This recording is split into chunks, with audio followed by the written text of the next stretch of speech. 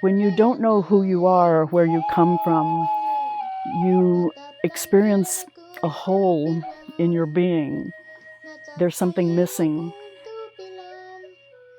I think young people automatically have this very creative, magical quality to them. Every young person has a gift, and that young person needs to find that within themselves.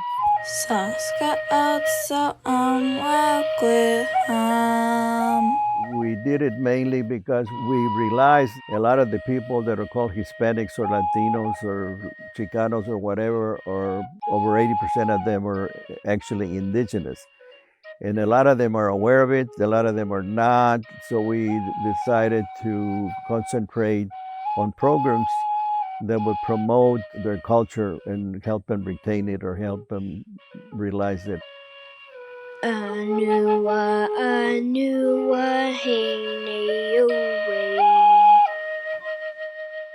The unfortunate reality of Texas is the way it was colonized. The Native American people in Texas were gathered together and used as citizens of the Spanish colony because the Spaniards needed bodies to occupy the Americas. The Pope said, if you don't have a lot of bodies occupying the Americas, you can't lay claim to the land. So when they did come, they rounded up all of the indigenous people and they baptized them, gave them Spanish names, and proclaimed them Spanish citizens. So that means that way back 500 years ago, we lost our name, we lost our tribal identity, we lost our spirituality because we were forced to become Catholics. So Dr. Garza and I went to his family and asked them if we could start a nonprofit to educate people, to educate Hispanics about who they really are, that they're Native Americans, that they're indigenous to the Americas, and that that identity has been stolen from them. My wife Maria and I formed a nonprofit called the Indigenous Cultures Institute. So we're concentrating with working with indigenous people. Well, the Indigenous Cultures Institute has become an institution that has an incredible statewide reputation because we've been very innovative. We've created programs that don't exist anywhere else. I entered the Indigenous Cultures Institute and the youth programs after they had begun, and I was invited to go and see what was happening, and I was like, this is amazing. And I got to see all of the efforts to help young people, young Indigenous youth, discover who they are and to begin to get onto a journey to reclaim their indigeneity. We live in a white society. Everything is white. You know, all the TV programs, everything they teach in the schools is a white main culture. And so they don't know about their history, they don't know about their culture, they don't know about their contributions, they don't know none of that. When we first started the summer camp that we called it at that time, we knew that we wanted to teach young people about their Indigenous identity. We also knew that the arts provide a vehicle that is magical, and it's the perfect way to provide cultural knowledge and information and education. But farther back than that, the Indigenous way of learning and knowing is holistic.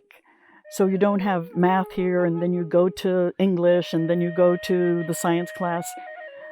Our knowledge is integrated all together. So the arts are very much a part of our knowledge base and how we're learning. So we thought to ourselves, why not integrate the arts and our programs with the educational program that we're trying to provide? Let's make it holistic.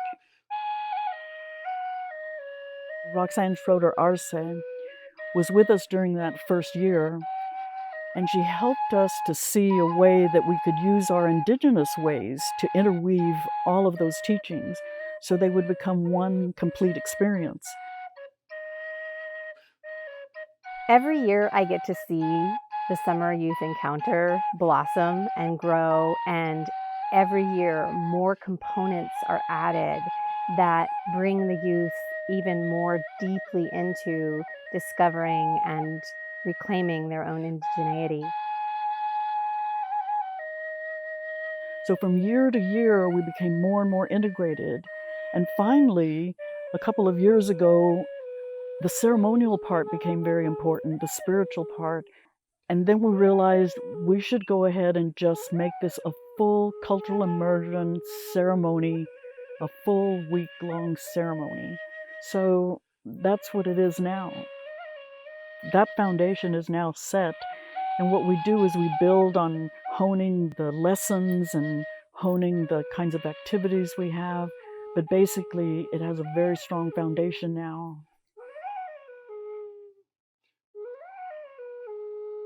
We are the only summer camp, or summer encounter as we like to say, that actually works with all of the youth in an all arts environment with a cultural focus, a cultural foundation.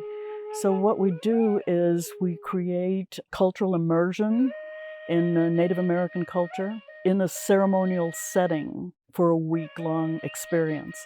That doesn't exist anywhere. So in schools, they often teach people that indigenous people were powerless and, they were primitive and they didn't know how to do anything. And so that makes indigenous people and themselves feel like very valueless. And through the encounter, we learn so much about our ancestors and we get this newfound sense of purpose. And not just purpose, but responsibility, because it's so important that this information doesn't go away, not just because it's history and it needs to be told, but history repeats itself. And it's so, so important that these young people know where this came from and know all this information and that they're indigenous and that what their ancestors did is the way that we should be living. The indigenous way of knowing and being is special because our elders tell us that in the beginning, we were given all of the instructions on how to survive and thrive. All of that knowledge, all of that way of being, family first, community first, not the individual first, but our people first. That's a way of being and seeing the world that would be helpful right now, where there's so much turmoil and Mother Earth is suffering. We bring a perspective that can help us find solutions to all these problems. And that is the truth about the youth encounter as well. Because the youth encounter, we're learning music, art, dance, and theater, and cooking and writing. But what we're really learning and what the youth are learning is about indigeneity. So these art forms and these components are a vehicle for them to be thinking about their own identity and their own culture. And it's really beautiful. And every year we feel that that has been the best camp we had so far, the best encounter. But every year it gets better and better. Wanna tu tap tai wanna ta hex tzo tu til. My indigeneity journey, I guess you could say, started when I was really young, maybe like 6 or 7. I think that my work is meaningful, especially being a young person, because I think people need to see not just indigenous people, their own people, but seeing a young person going through a journey and learning about their indigeneity. I think that's really important because they need a model. They need to know that it's not impossible.